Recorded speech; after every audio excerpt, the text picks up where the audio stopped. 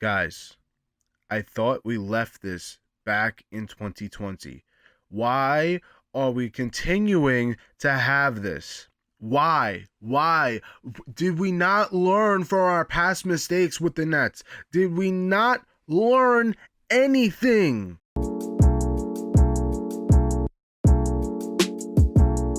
James Harden to the Clippers almost doesn't make any sense. And notice how I say almost, because you're putting him on a team with players that he has played with before, and it didn't work that time. Russell Westbrook, they played together in Houston and in OKC.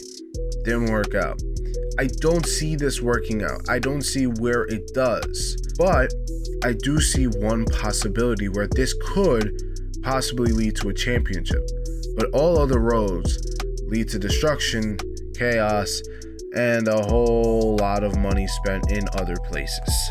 Now, James Harden is no longer the player he was in Houston. Of course, in Houston, he was an MVP, he was the scoring machine, or for some, the foul merchant, the free throw merchant, whatever you want to call him.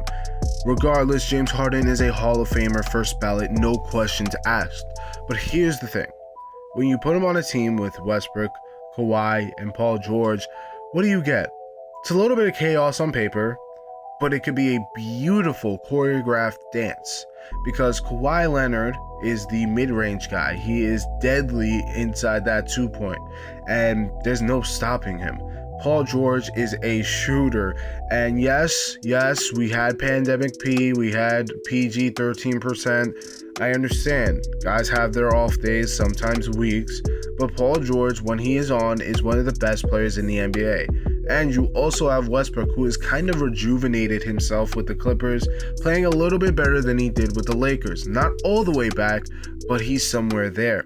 Then you add James Harden, who could be an incredible scorer, but could also be, and what people are not looking at, an incredible point guard, an incredible passer, because when you see the stats, it tells you everything.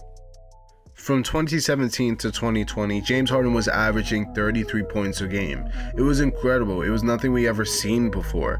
But he was also averaging 8 assists per game, which is absolutely mind-boggling. How many shots you have to put up and then also set up your other teammates.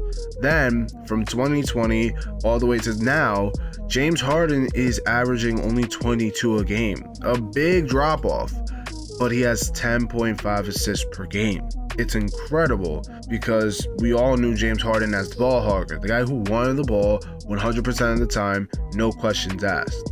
James Harden could be such a valuable piece to the Clippers that he just might push them to a championship. Now, I don't see the Clippers winning a championship. Don't get me wrong. I don't see this happening whatsoever. You still have teams like Denver, LA Lakers, the Warriors. You have a lot of great teams and some young teams too, like the Thunder, Kings, and even the Pelicans in there who still want to make that jump to maybe even being a contender. Anything could really happen. But if the Clippers can put it together, they could put everything to the side and say, let's come together for just one thing, one goal, and that being a championship, the Clippers could actually do something, and they could be very, very scary.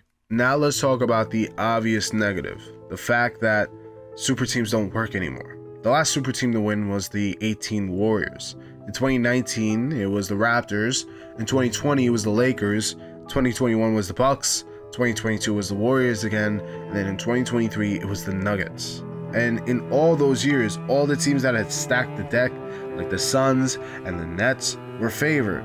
And what happened? They lost. The Nets would lose in the second round to the Bucks, and that was the furthest they got. Who was on that team? Kevin Durant, Kyrie Irving, and James Harden. Isn't that something? And that should explain everything we need to know about this Clippers team. The Clippers are favored to get out of the Western Conference this year, but I don't think we should take it as fact.